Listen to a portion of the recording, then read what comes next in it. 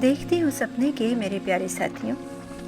आज मैं आपको जो कहानी सुनाने जा रही हूँ उसके लिखने वाले अपने भीतर के कलाकार को केवल शब्दों में ही नहीं बल्कि अभिनय में भी प्रकट करते हैं। यानी वे न केवल एक जाने माने लेखक हैं बल्कि उतने ही उम्दा अभिनेता भी। जी हाँ, आपने मानव कौल का नाम सुना होगा।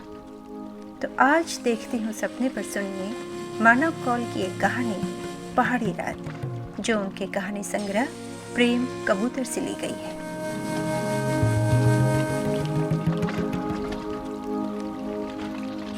काफी समय से चाय पीता हुआ मैं इन छोटे छोटे आश्चर्यों को देख रहा था जो मेरी आंखों के सामने घट रहे थे। मैं पहाड़ के एक गांव में बैठा चाय पी रहा था। सामने अचानक बादल घिर आए और बूंदाबांदी शुरू हो गई, पर पीछे के दो पहाड़ों पर अभी भी धूप थी। तेज सुनहरा रंग चारों तरफ बिखर गया था। मैं जिस दुकान में चाय पी रहा था वो एक बुजुर्ग दंपत्ति की दुकान है। शायद इस गांव के 3 किलोमीटर के इलाके में एक यही दुकान है। दोनों अकेले रहते हैं। नीचे गांव में उनकी खेती है जिसे 2 बच्चे मिलकर चलाते हैं। 2 बेटियों की शादी हो चुकी है और एक बेटा दिल्ली में कहीं पढ़ता है, जिसके बारे में वे बड़े फक्र से बता रहे थे। चूंकि आसपास कोई दुकान नहीं है, इसलिए ये चाय की दुकान चाय और किराने की दुकान हो गई थी। करीब 3 चाय के बाद अचानक मेरी निगाह उन छोटे पहाड़ों पर पड़ी जिनके पीछे से निकलकर बहुत सारी धुंध हमारी तरफ बढ़ी चली आ रही थी। वे दोनों पति पत्नी अपने काम में व्यस्त थे। मैंने चिल्लाकर कहा, वो देखो, धुंध कितनी अच्छी लग रही है। दोनों ने एक बार निगाह उठाकर उधर देखा और फिर अपने काम में व्यस्त हो गए। मैं जल्दी जल्दी कुछ तस्वीरें लेने लगा। कैमरे के लेंस में से मुझे एक छोटा सा सफ़ेद धब्बा जैसा कुछ दिखा। मैंने लेंस से आंखें हटाकर देखा तो एक बूढ़ा आदमी नीचे किसी गांव से हमारी तरफ चला आ रहा था। उसकी चाल उसके उम्र के हिसाब से काफ़ी तेज़ थी। वो कुछ ही देर में दुकान पर पहुंच चुका था। आते ही चाय वाले के साथ बातचीत में व्यस्त हो गया। वे दोनों अपनी बोली में बात कर रहे थे। सो मैं वापस पहाड़ों को देखने लगा। मुझे लगा कि उस छोटे से पहाड़ के पीछे किसी ने बहुत सारी आग जला रखी है, जिसका धुआं वहां से निकलकर हमारी तरफ बढ़ता आ रहा है। कुछ ही देर में उस पूरी धुंध के भीतर अब हम थे और ये चाय की दुकान थी और ये पूरा गांव था। चाय वाला कहने लगा, धुंध की अपनी एक खुशबू होती है। मैंने पूछा, कैसी होती है? वो कहने लगा कि जब आप यहाँ ज़्यादा देर रहेंगे तो आपको पता चल जाएगा। ये सुनते ही मुझे ध्यान आया कि 5 बज चुके हैं और मुझे अभी करीब करीब 8-9 किलोमीटर का फासला पैदल तय करना है अपने गेस्ट हाउस तक पहुँचने के लिए। और जैसा डरपोक मैं हूँ, रात को अकेले इस जंगल में चलना, ओह, इस विचार से ही मेरी रूह कांप गई। पता नहीं कैसे चाय वाले ने मेरा डर सूंघ लिया और कहा कि आप इनके साथ वहाँ तक जा सकते हैं। ये उसी गांव में रहते हैं जहाँ आपका गेस्ट हाउस है। मैंने तुरंत हाँ कह दिया। बैग अपने कंधे पर टांगा और इंतज़ार करने लगा कि वो बूढ़ा आदमी उठेगा, पर वो नहीं उठा, बैठा ही रहा। उसने एक चाय मांगी। मैंने घड़ी की तरफ एक बार देखा। मैंने महसूस किया कि उसने मेरी तरफ बस एक बार सरसरी निगाह से देखा था, वो भी तब जब वो इस चाय की दुकान में आया था। उसके बाद से या तो उस चाय वाले से वो बात कर रहा था या कहीं शून्य में देख रहा था। एक पर्यटक होने के नाते ये हमेशा अपेक्षित रहता है कि लोग लगातार आपको देखें, आपसे बात करने के बहाने ढूंढें और बहुत जल्द आपको इसकी आदत भी पड़ जाती है। पर ये बुजुर्गवार थे कि इस चाय की दुकान में मेरा होना ही मानो टाल गए थे। मुझे हल्का सा गुस्सा आने लगा। जब वो बुजुर्गवार चाय पीने लगे तो मैंने अपना बैग उतार कर रख दिया। थोड़ा गुस्से में रखा ताकि उन्हें पता चले कि मैं उनका इंतज़ार कर रहा हूँ। मैंने एक चाय और मांग ली, जिस पर उस दुकान की मालकिन ने मुझे ज़्यादा चाय न पीने पर एक लेक्चर सुना दिया। मैं उठकर उसकी दुकान के बाहर आ गया, चाय ख़त्म की और अपने और उन महाशय के चाय के पैसे दिए। इस बात पर उन्होंने सिर्फ मुझे एक बार देखा, मुस्कुराए भी नहीं। धन्यवाद देना तो दूर की बात है। खैर, करीब आधे घंटे बाद हम दोनों वहाँ से निकले। 5:30 बज चुके थे। सूरज का दिखना बंद हो चुका था। वो बुजुर्गवार आगे चल रहे थे और मैं उनके पीछे था। इस बीच मैंने उनका नाम पूछा, करीब 3 बार, पर उन्होंने कोई जवाब नहीं दिया। तो मैं चुपचाप चलता रहा। थोड़ी ही देर में अंधेरा बढ़ने लगा। मैंने अपनी टॉर्च बैग से निकाली, कुछ देर उसे हाथ में ही रखा, फिर धीरे से जलाकर देखा कि ठीक से काम कर रही है या नहीं। मेरे टॉर्च जलाते ही वे बोले, टॉर्च वापस अंदर रख दो। मैंने कहा, अंधेरा बहुत है, रास्ता नहीं दिखेगा।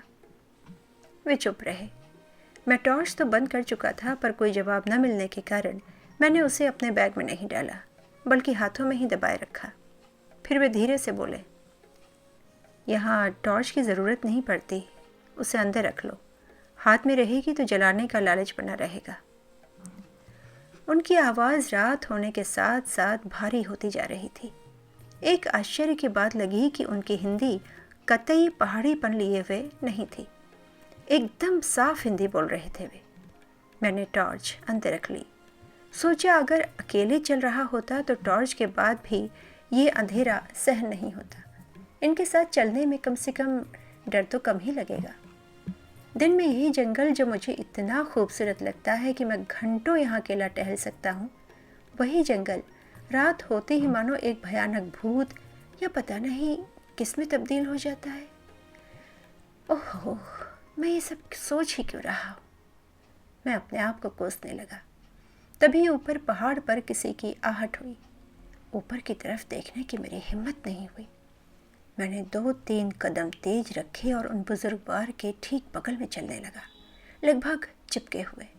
मैं कुछ कहना नहीं चाह रहा था, पर एक अजीब से सुर में मेरे मुंह से निकला, कितनी देर लगेगी गांव तक पहुंचने में? रात अचानक हो गई, मानो किसी ने बटन दबाकर बल्ब बंद कर दिया हो। सच कहूँ, ठीक इस वक्त मुझे किसी से भी डर नहीं लग रहा था, न ही इस जंगल से, न रात से, न अगल बगल में आ रही अजीब सी आवाज़ों से। मुझे इस वक्त डर लग रहा था तो सिर्फ इन बुजुर्गवार से, जो मेरी बातों का जवाब ही नहीं दे रहे थे। अरे, कह देते उस चाय की दुकान पर ही कि हम रास्ते में कोई बात नहीं करेंगे, तो मैं भी समझ जाता कि भाई इन्हें चलते हुए बात करना ठीक नहीं लगता है। पर उनकी ये चुप्पी मुझे बुरी तरह डराई जा रही थी। मैं थोड़ा उनसे दूर होकर चलने लगा। एक निगाह पूरा अंधेरा छान रही थी, तो दूसरी निगाह उन पर लगी हुई थी। उनकी चुप्पी इस रात में एक ऐसा डरावना सन्नाटा पैदा कर रही थी कि वो बर्दाश्त नहीं हो रहा था। मुझे इतना डर लगने लगा कि मैं अजीब अजीब सी कल्पना करने लगा, मानो ये बुजुर्गवार अभी पलट कर मुझे कहेंगे कि बस मैं तो इसी पेड़ पर रहता हूँ, अब तुम अकेले जाओ, और अचानक उछल कर पेड़ पर चले जाएंगे, या अजीब सी आवाज़ में हंसना शुरू कर देंगे। मेरा दम 2 सेकंड में निकल जाएगा। मैंने धीरे से उनके पैर देखे। खुशी हुई कि वो सीधे हैं। हाँ, मैं जानता हूँ कि ये सब बहुत बचकाना है, पर ठीक इस वक्त अगर मेरी जगह कोई भी होता और वो भी मेरी तरह डरपोक, तो वो भी यही सब सोच रहा होता। बहुत दूर एक बल्ब की रोशनी थी जो मोड़ों पर गायब हो जाती थी और फिर कुछ ही देर में वापस आ जाती थी, पर उस बल्ब की रोशनी की दूरी कम नहीं हो रही थी। अचानक मुझे लगने लगा कि यह आदमी मुझे यही गोल गोल घुमा रहा था। रास्ता ख़त्म होने का नाम ही नहीं ले रहा था। दिन में तो मुझे इतना वक्त नहीं लगा था।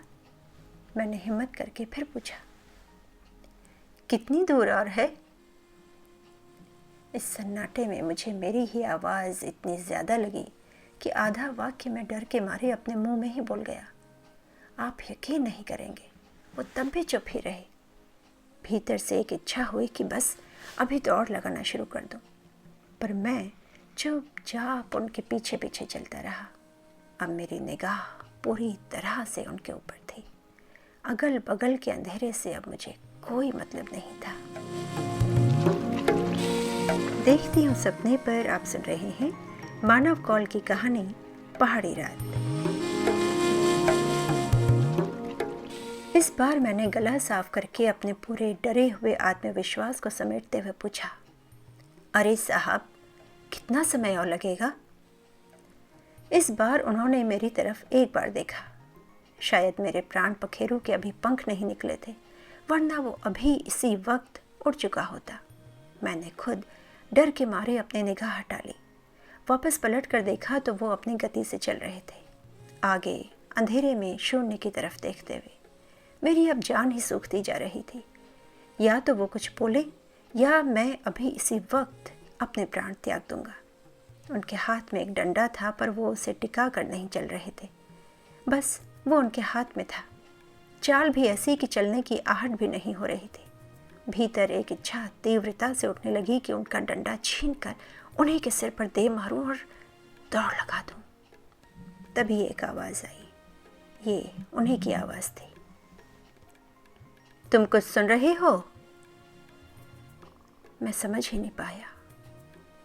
जी, मेरे मुंह से बस इतना ही निकला, वो भी इसलिए कि कहीं वो ये बात बोलकर फिर से चुप ना हो जाए।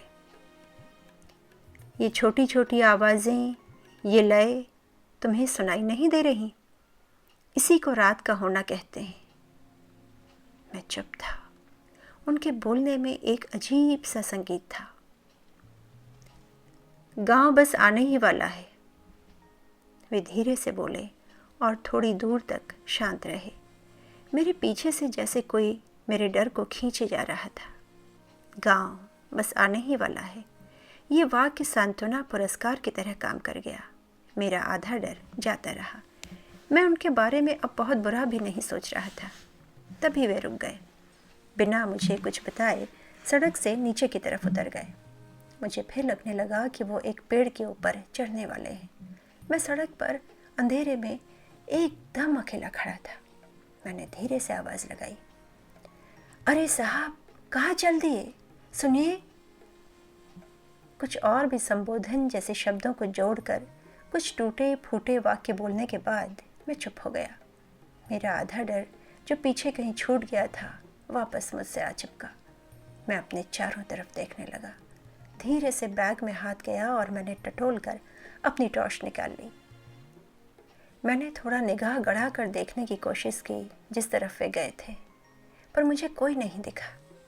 मैंने अपनी टॉर्च जला ली और नीचे की तरफ देखा, पर वे कहीं भी दिखाई नहीं दिए। टॉर्च की रोशनी इस अंधेरे को और भी भयानक बना रही थी। मैंने आवाज़ लगाई, दादा, दाजू, भाई साहब, आप ठीक तो हैं? तभी सड़क के आगे से आवाज़ आई, चलो, वहाँ क्यों खड़े हो? अरे, ये आगे कब निकल गए?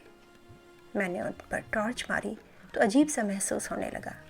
वे दूर खड़े टॉर्च की रोशनी में और भी भयानक लग रहे थे। उनके पास जाने की मेरी हिम्मत नहीं हुई। मैंने टॉर्च को बंद कर दिया, तेज़ कदमों से उनकी तरफ चलने लगा। वो मुझे देखे जा रहे थे। जैसे जैसे मैं उनके पास पहुंच रहा था मुझे लगा मानो वो कुछ करने वाले हैं। पता नहीं, पर उनकी आंखों में मुझे एक शेर की तैयारी दिखी, जब वो शिकार करने के पहले एक आखिरी बार अपने शिकार को पैनी निगाह से देखता है। मैं चलते चलते कांप रहा था, सो मैंने दौड़ना शुरू कर दिया, सीधे उनकी ही तरफ। वे सामने से हटे नहीं। मैंने भागते हुए उन्हें जोर से टक्कर मारी। वे बुजुर्गवार नीचे गिर गए। मैंने दौड़ना बंद नहीं किया। मैं भागता रहा जब तक कि मेरा गेस्ट हाउस आ नहीं गया। ये सब कुछ इतनी जल्दी में हुआ कि मैं जब अपने कमरे में सोने की तैयारी करने लगा तब अचानक मुझे उनकी चिंता होने लगी। रात काफ़ी देर तक जागता रहा, पर कमरे से निकलने की हिम्मत नहीं हुई। सोचा सुबह उठते ही पता करूँगा। सुबह उठते ही सीधा मैं उस जगह पहुँचा। मैं वहाँ पहुँचते ही अपने आप को कोसने लगा।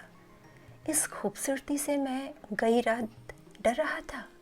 लानत है मुझ पर। उन्हें ढूंढने की कोशिश की, पर वो कहीं भी दिखे नहीं। फिर वापस मैं गांव लौट आया। अंदर गेस्ट हाउस में जाने की इच्छा नहीं थी, सो बाहर ही एक चाय की दुकान पर बैठा चाय पीने लगा। अभी मुझे यहाँ करीब 10 दिन और रहना था। मैं अखबार पढ़ने लगा।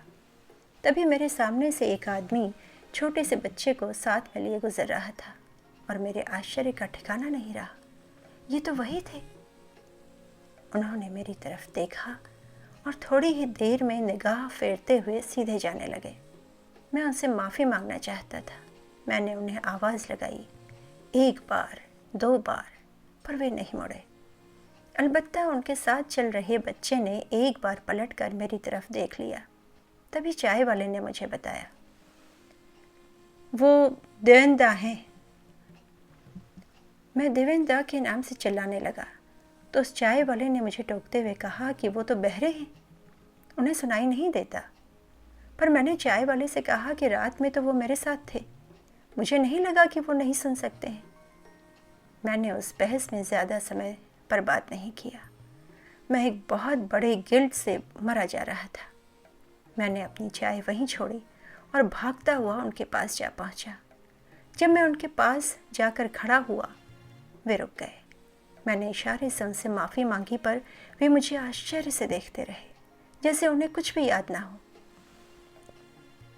मैंने उनके पैर पकड़ लिए और बगल की दुकान से बहुत सारी टॉफ़ियाँ खरीद कर उस बच्चे के हाथ में भर दी और वापस उनके सामने खड़ा हो गया। उनके सामने से हटा नहीं। मैं माफ़ी चाह रहा था। तभी पहले उनकी आंखें, फिर उनके होठों पर एक हल्की सी मुस्कान आ गई, मानो उतनी देर में उन्होंने बीती हुई रात मेरी आंखों में पढ़ ली। उनके मुस्कुराते ही मैंने एक गहरी सांस ली और उनके सामने से हट गया। वे उस बच्चे के साथ आगे चल दिए।